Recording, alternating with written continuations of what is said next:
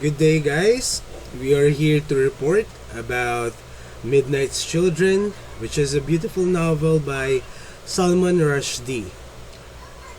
We'll start off by playing an official trailer for its movie adaptation, which debuted November 2nd of 2018. So let's start.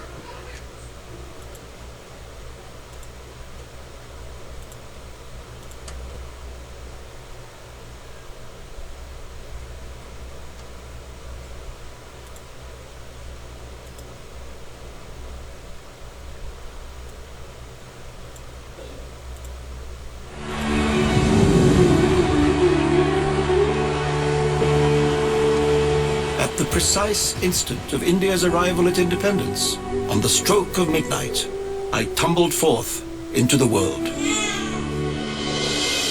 So many babies. Give it to me.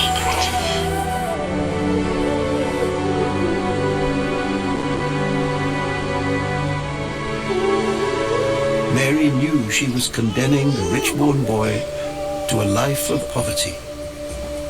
Let the rich be poor, and the poor rich. I, Salim Sinai, mysteriously handcuffed to history, my destiny forever chained to my country's. Great things in store for you, my son. Salim, you were born then in that first hour. We like you. All of you? Yes. All of us. How can I hear you all? Salim has the greatest gift of all. He's the only one who can bring us all together. When I told you I heard voices in my head, you didn't believe me. Are you okay, Salim? Because I think you're a little bit off your head. Martial law is imposed with immediate effect. Therefore, on my command, we assume control of the state.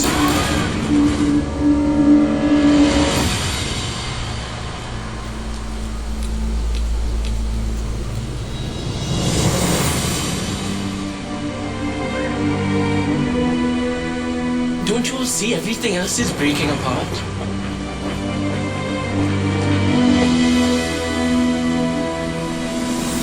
We can show people a new way of being.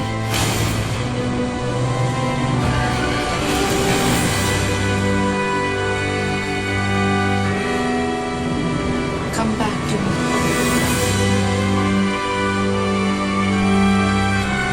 I love you.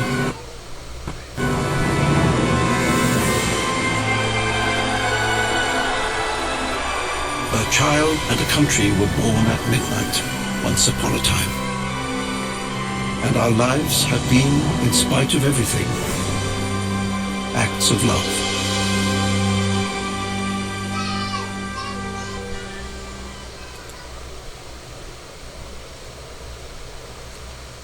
And that was it for the official movie trailer for the movie adaptation of Midnight's Children. And right now, we'll go ahead and start with the presentation for the analysis of Midnight's Children. Midnight's Children is a beautiful novel by Salman Rushdie.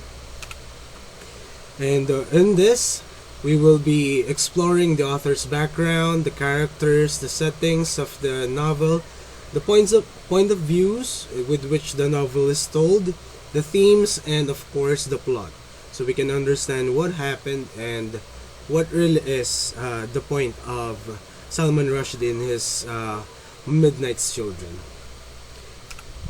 The author's background will be discussed by my colleague, Miss Hirang.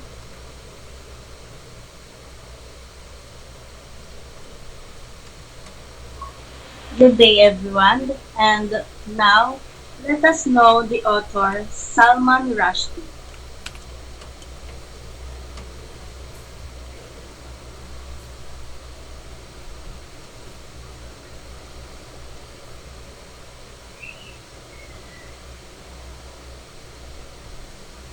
Ahmad Salman Rushdie was born 2 months before the India's independence on August.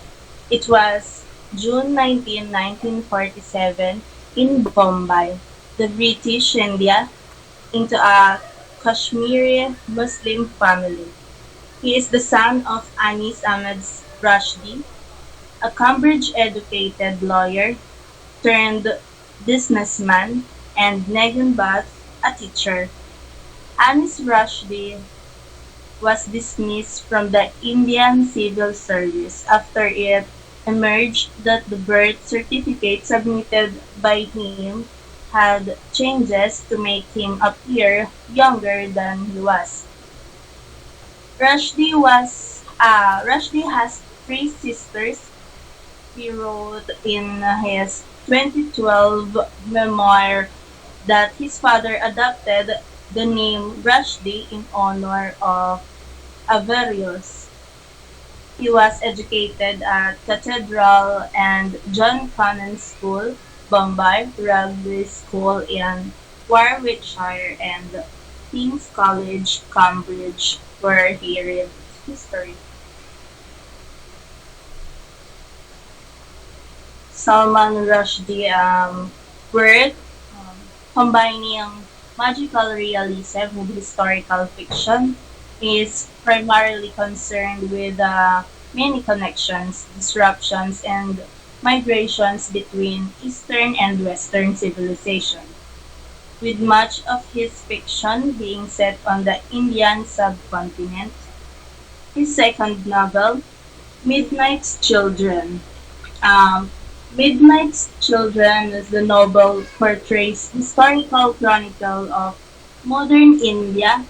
It centers on the fate of two children, two boys who were exactly born on August 15, 1947. This book won the Booker Prize in 1981 and was deemed to be the best novel of all winners on two occasions, marking the 25th and the 40th anniversary of the prize.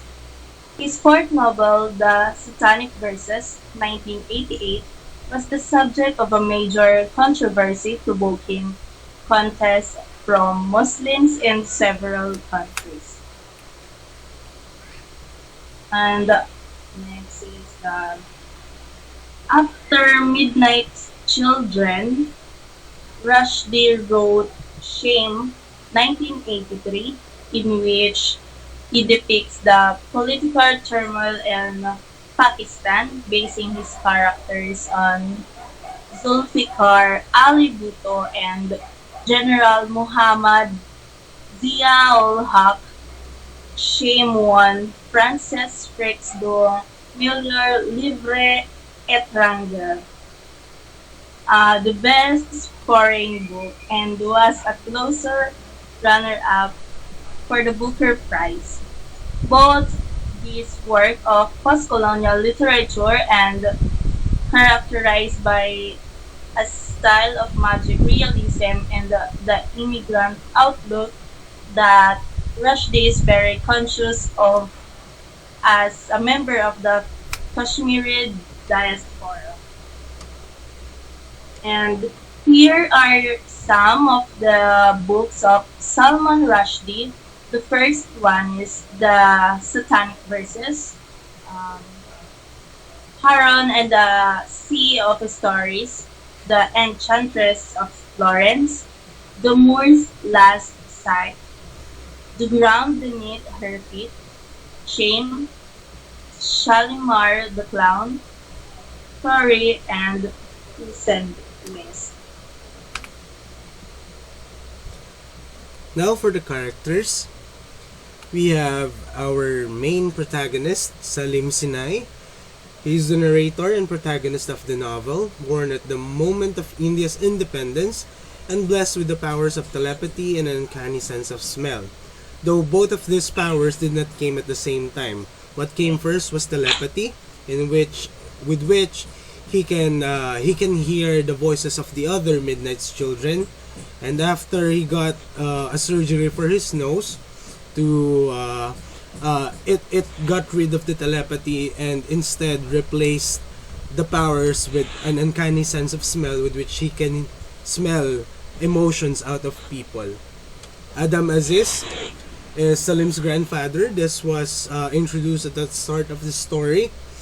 Adam is the patriarch of the family, a doctor and skeptic whose loss of faith leaves what he refers to as a hole inside of him.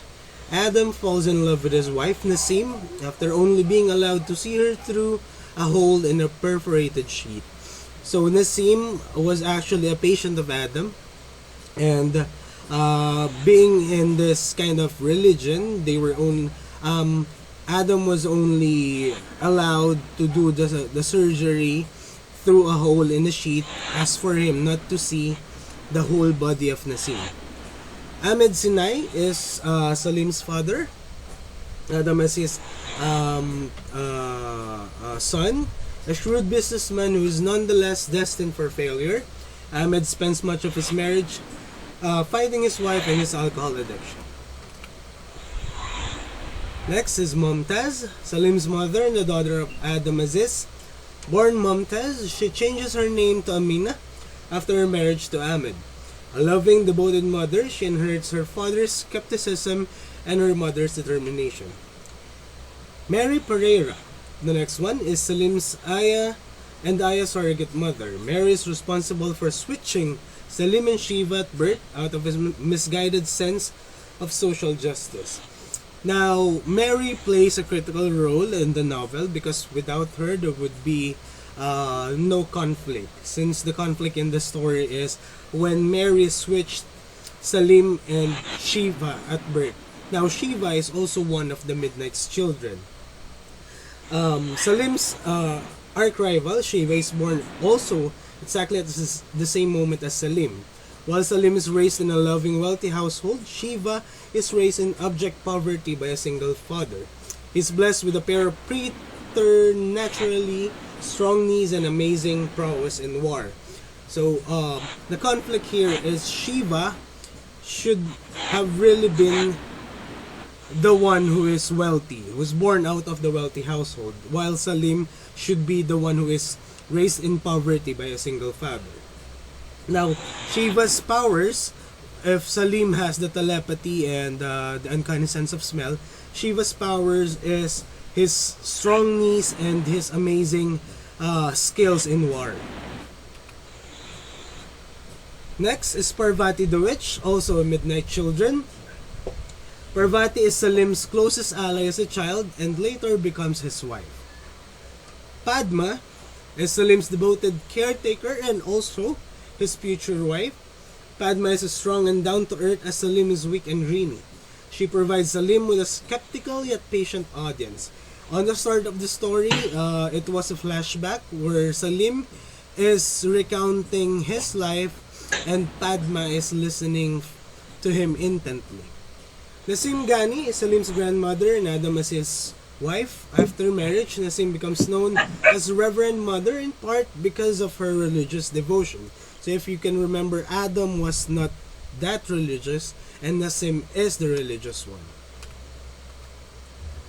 William Metwold, Salim's biological father. Now, an Englishman, William Metwold seduces women with his perfectly parted hair, which is actually a wig. So that's that's a trivia, a funny trivia for William Metwold. Now, if you remember, Salim's biological father should have been the poor man with a alcohol addiction. However, he is not actually the biological father because Salim's mom had intercourse with William Metwold and Salim was the product of it. So that's also one of the conflicts. And Salim inherited the looks of William Metwold. Next one is Hanif, Salim's uncle and a brother of Amina. Hanif was once one of the most promising film directors in India. As his career falls apart, he commits suicide. Now, Nadir Khan is Amina's first husband. As a young man, Nadir Khan is a personal assistant to me and Abdullah, as well as a bad poet. Emerald, Salim's aunt and a sister of Amina. Emerald marries Major Zulfikar and enjoys an opulently comfortable lifestyle. Selfish and self-absorbed, she only reluctantly comes to her sister's aid. General Zulfikar is Emerald's husband and is a general in the Indian army, in the Pakistani army. He's an important figure, and he helped orchestrate a coup d'etat against the Pakistani government and makes money by smuggling items into the country. Zafar is the son of General Zulfikar and Emerald. Adam Sinai is the biological son of Sheba and Farbati the witch. Salim raises Adam as he were his own child. Adam is just 3 years old at the novel's conclusion. Picture Singh is a snake charmer and the leader of the magician's ghetto. Charming and diplomatic, Picture Singh is Salim's closest friend. Wee Willie Winky is Shiva's father. Wee Willie Winky is a poor man who earns living by singing for the wealthy families of Metworlds. This is the poor man that raised Salim. Vanita is Salim's biological mother. Vanita dies during labor. Evie Lilith Burns is a violent, tough American girl. Evie is briefly the leader of the children living on Metworld's estate, and she is Salim's first love. Sonny Ibrahim is one of the children living on Metworld's estate. Sonny is Salim's best friend. He is also in love with Salim's sister, the Brass Monkey. Joseph Da Costa is a social radical who later becomes a ghost. His political beliefs inspire Mary's decision to switch Shiva and Salim. His ghost later compels her to confess her crime. So remember Mary at the start of the characters list. He was the one who switched Shiva and Salim during birth. Now, the reason why he did this is because of the political beliefs of Joseph Da Costa. Commander Sabarmati is a high-ranking official in the Indian Navy. After learning that his wife, Laila, has had an affair, Commander Sabarmati shoots her, kills her lover, and then surrenders. So as you can see with the list of the characters, there's actually a lot. But each one of this features their own story within the novel. So that's why it's worth noting them. Homie Katrak, on the other hand, is a film magnate and resident of Metworld's estate. Homie Katrak has an affair with Laila, the wife of Commander Sabarmati, and is subsequently murdered by the commander. Laila Sabarmati is the wife of Commander Sabarmati, who committed an affair, and he was murdered by Commander Sabarmati. Dr. Narlikar is a doctor and Ahmed's business partner. He devised a scheme for reclaiming land from the ocean, but dies before he can implement it. Alice Pereira is Mary's sister. Alice eventually works for Ahmed Sinai and is responsible for Mary's chutney factory. The chutney is a type of food in the Indian context. We have Farouk, Shahid, and Ayuba. These are the 3 soldiers assigned to work with Salim in the Pakistani army. Each one is eventually killed during the war. Narlikar women, a named unnumbered group of grossly competent women who took over Dr. Narlikar's affairs after his death. Mian Abdullah is a political figure before independence. Mian Abdullah is the founder of the Free Islam Convocation, an organization dedicated to resisting the partition of India along religious lines. Ghani, Nasim's father. Ghani is a blind, wealthy landowner. Tai is an old boatman from Kashmir. He is mysterious, ancient, and wise figure who remains resentful of the world's encroachment into his territory until his death. Ram Ramsat is a prophet who predicts Salim's future while Amina is pregnant. Now for the settings. And for the setting period of the novel is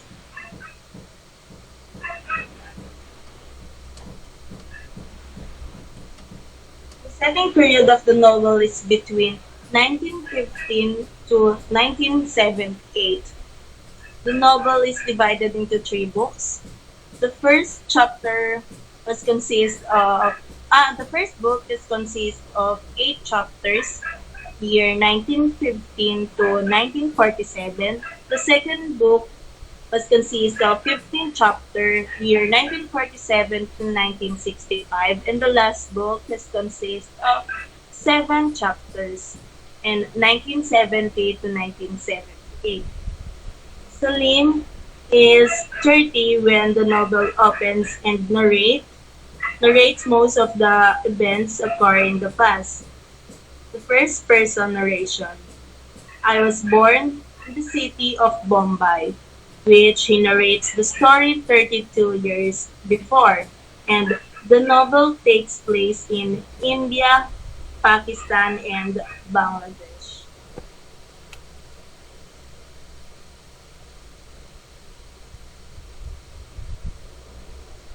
Now for the point of view.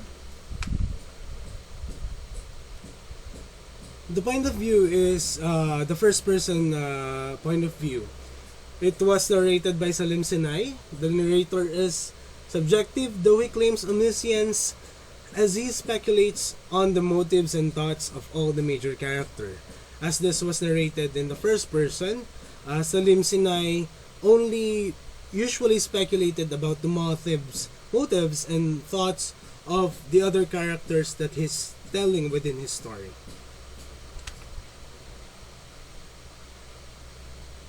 Themes. And for the theme, the single and the main. Born at the dawn of Indian independence and destined upon his death to break into as many pieces as there are citizens of India. Salim Sinai manages to represent the entire of India within his individual self. The dynamic relationship between Salim's individual life and the collective life of the nation suggests that public and private will always influence one another, but it remains unclear whether they can be completely equated with one another.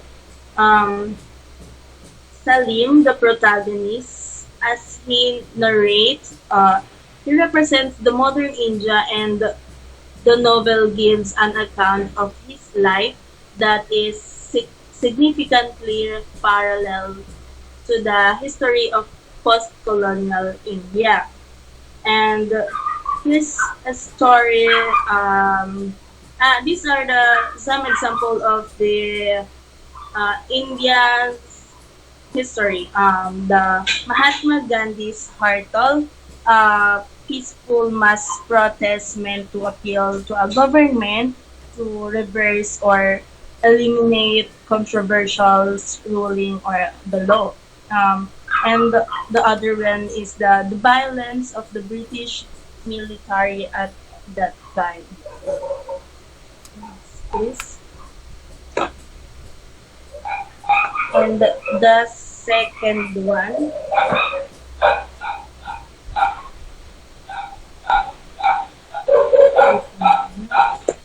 the reliability of memory and narrative. Factual errors and dubious claims are essential aspects of Salem's fantastic narrative.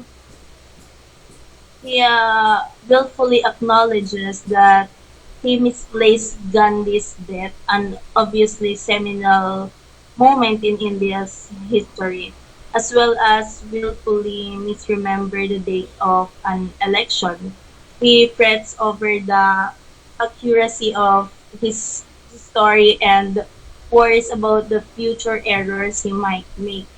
The errors his story his story, in addition, the casting a shadow of doubt over some of what he claims, point to one of the novel's essential claim that truth is not just a matter of variable facts.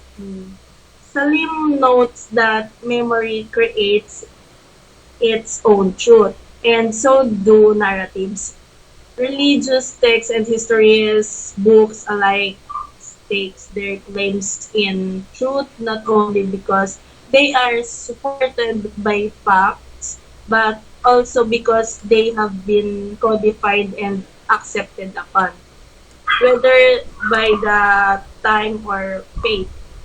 The version of history Salim offers comes filtered through his perspective, just as very other version of history comes filtered through some alternative perspective. For for Salim, his version is as true as anything else that could be written. Not just because this is the way he has arranged it, but because this is the version he believes. The third one is the destruction versus creation. The battle between Salim and Shiva reflects the ancient mythological battle between the creative and destructive forces in the world. Salim, as the narrator of Midnight's Children, is responsible for creating the world we, as a reader, are engaged in. He represents Brahma, the god of creation, while Shiva is responsible for the destruction of the Midnight's children. Um, Salim attempts to organize the Midnight's children by creating a forum for them in his mind, but their prejudices get the better for them, and they are unable to bond together. And while it is Shiva who destroy their plans, and he succeed in dividing the Midnight's children, and Salim is left helpless. That and in the story, Salim was captured by Shiva, and that is why the Shiva is the destruction in this story, and while Salim is who creates the fortune of the Midnight's children.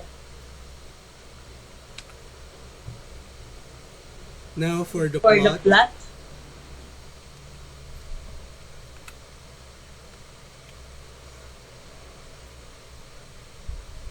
Salman Rushdie's Midnight's Children begins as narrator Salim Sinai urgently tells the story of his life.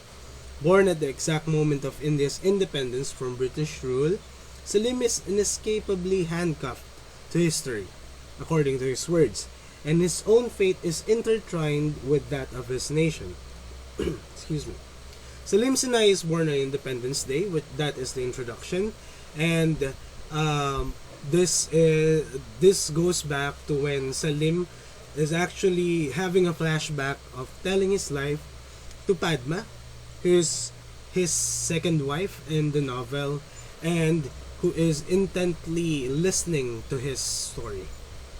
Rising Action 1 is when Salim and Shiva are switched at birth. If you remember Mary, he was the one who was responsible for the switch. Now, Rising Action 2, Salim watches Amina Sinai from the laundry. This was when Salim was being teased because of his big nose.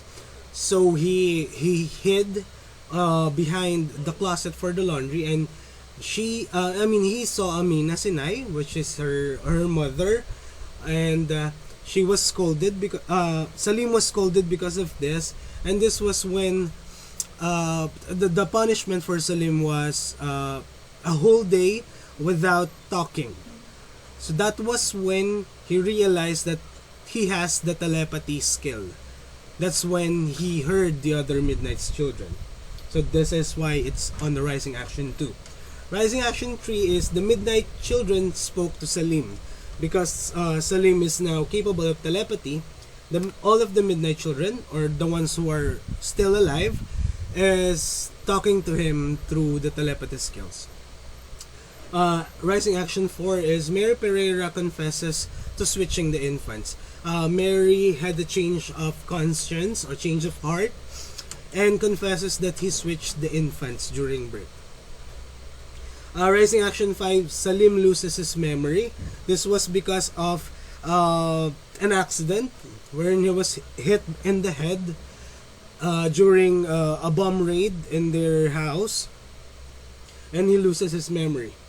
Rising this after that, actually he was enlisted in the Pakistani army, and that led to Rising Action number 6, with which Salim participates in the Dhaka massacre. So as a member of the Pakistani army, he's now a soldier and is using his keen sense of smell to help the other soldiers. However, in this Rising Action, Salim participates unwittingly in the Dhaka massacre, and he realizes what a monster the Pakistani army is. Rising Action 7 is when Salim recovers his memory in the woods. After Dhaka massacre, Salim run or left the army, and in the forest he recovered his memory. This is in Rising Action number 8, with which in the forest Parvati the witch calls Salim by name. Parvati the witch is also one of the Midnight's children, and that's when they met in the forest. In the Rising Action 9, Salim returns to India or escapes to India in Parvati's basket. And the climax is when the magician's ghetto is destroyed and Parvati dies. Now, if we remember in the Rising Action number 9, Salim returns to India and he becomes Parvati's husband, in which they live in the magician's ghetto, where we can also with which they are also living with the snake charmer. And the magician's ghetto is destroyed by an army led by Shiva, or the other Midnight Children, which is the arch rival or arch enemy of Salim. Now, this is the climax of the novel because this is where Parvati dies. During the time he was Salim's wife. She was Salim's wife. So after that climax, we go on into the Falling Action number 1, where Salim is captured by Shiva and is sterilized. When we say sterilized, it means cleansed, or when someone is sterilized, he is being rid of his core humanity values. And Shiva was responsible for that. Falling Action number 2, when Salim was returned, when he was released, he returned to Bombay. He meets Padma, and Salim and Padma marry in Falling Action number 3, and the resolution is Salim actually dies in the crowd on Independence Day. As Salim finishes the telling of the story, he decides to begin telling his future, and he starts with his wedding to Padma, his companion and audience for the telling of his story ever since the start. Padma and Salim are to be married in Kashmir. However, before they are married, Salim finally comes to the cracks in his skin and it crumbles into 600 million pieces of dust. Now, this 600 million is actually relevant because that's near, or that is close to what the population of India was before during this novel, during the writing of this novel. So this ends in the resolution ends the plot for the novel, and we have also gathered all of our references here, and we have reserved some of the things for the live discussion, with which we can share with you guys more about the novel and the story. We will dive deeper into the themes, into the characters, reasons behind what they did or what they didn't do. So we thought that it's best if we reserve that for the live discussion. So that is it for now, and we thank you all for listening to us and enjoying this form of webinar. And we'll see you on the live discussion wherein we will also cater to some of your questions, and hopefully we will be able to answer some of the statements or the questions in your mind. So thank you, and we'll see you on the live discussion. Thank you so much, classmates and Ma'am Derecha. Goodbye.